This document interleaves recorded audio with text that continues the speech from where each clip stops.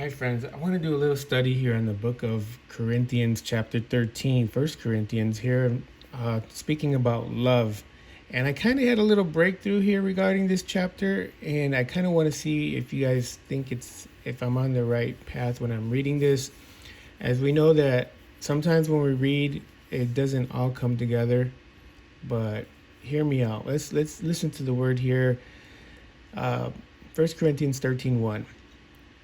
Though I speak with tongues of men and of angels, but have not love, I have become sounding brass or a clanging cymbal. And though I have the gift of prophecy and understand all mysteries and all knowledge, and though I have all faith, so I could remove mountains, but have not love, I am nothing. And though I bestow all my goods to feed the poor, and though I give my body to be burned, but have not love, it profits me nothing. So it speaks here about being gifted. You have gift of prophecy, the gift of knowledge, the gift of speaking in tongues, the gift of faith. But if you don't have any of these, if you don't have love, you don't have nothing. It says even here when it says, though I give my body to be burned, basically claiming to say like you're persecuted and you get beat up. You're not going to be bragging because of your scars.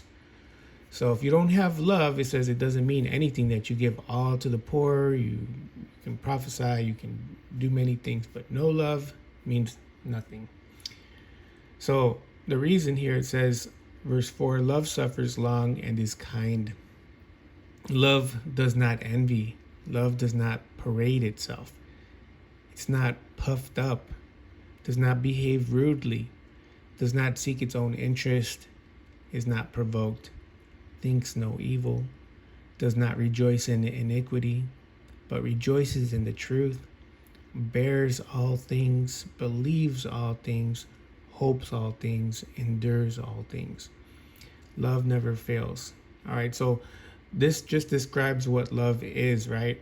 How we're supposed to behave and we're supposed to act in general, like everything. Because if you're a man of God and you're a prophet and you're let's just say an evangelizer, a teacher, and you come up rude and you come up like you're something, it says here love is kind, does not envy. Sometimes you'll hear people say, well, God, Jesus was never nice. Well, it's true, right? But his whole demeanor was not rude. It was not of envy.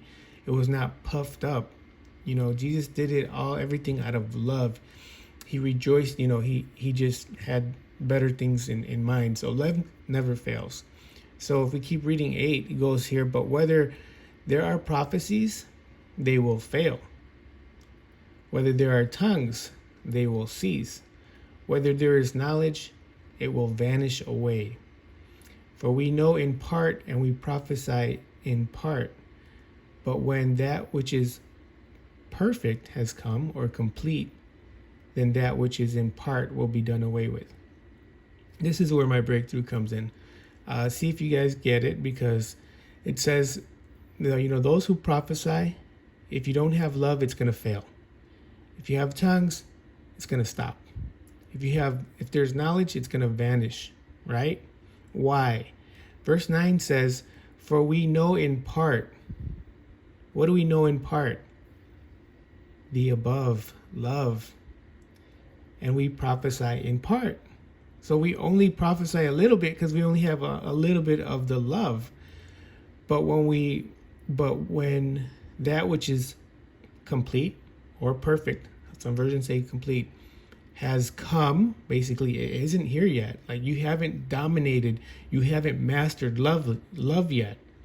When it comes, when you get to that point, then that which is in part will be done away with. Then you're going to be able to prophesy, speak in tongues. You're going to be able to have the knowledge, and it's going to be complete. Interesting. So that was my point. That was like what I got out of this here, and it explains why. Verse 11. When I was a child, I spoke as a child. I understood as a child. I thought as a child.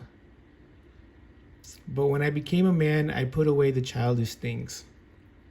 Again, referring to love. When a child is hungry, when a child wants something, he cries, right? He's a child can be selfish, can be like, can throw his temper tantrum because he still doesn't understand, right? So, but when you become an adult and you understand, you become and you learn. It says it right here. But when I became a man, I put away childish things. For now we see in a mirror dimly. Why? Because we're still like understanding that our love isn't fully there yet. But then face to face. Like, so we'll be face to face with, basically, I'm thinking it's Jesus, right? Because God is love. So we're going to be love. It's going to be in us completely. But once you see him face to face, is now I know in part, but then I shall know just as I also am known. Then you will be known, like complete. So, and now abide faith, hope, love, these three, but the greatest of these is love. So this was kind of it's a breakthrough for me, because when I was reading this first part, when I was thinking about love and how it's kind and does not envy and does not parade itself, it hit me really hard when I was reading these scriptures, because it goes, pretty much all of us in life go through circumstances. If it's in a relationship, if it's we care for somebody more than they care for us, so we automatically revert to envy, hate, neglect, and we just don't care anymore. So our love fails, because that's our inclination as humans. We're still like children in this regards. So when we become complete, but when that which is perfect has come, then that which is in part will be done away with. So we'll be made complete in these three aspects. So, and let me know what you guys think. See if I'm reading into this a little bit too much, but I kind of feel like that we have to work on love. It's talking about the gifts.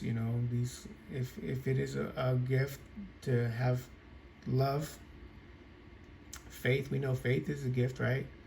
Prophecy is a gift. If we have these gifts, we can lose them, but in order to receive them and keep them, love is the key to everything, and it binds it all together.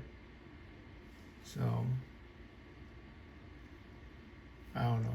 When I read it, it impacted me pretty deeply. So hopefully it helps somebody to, if you have to work on it, I think we all have to work on it, but it's just kind of like another piece of the puzzle. Like once we figure this thing out, man, we're one step closer. All right, guys, thanks for listening. Until next time.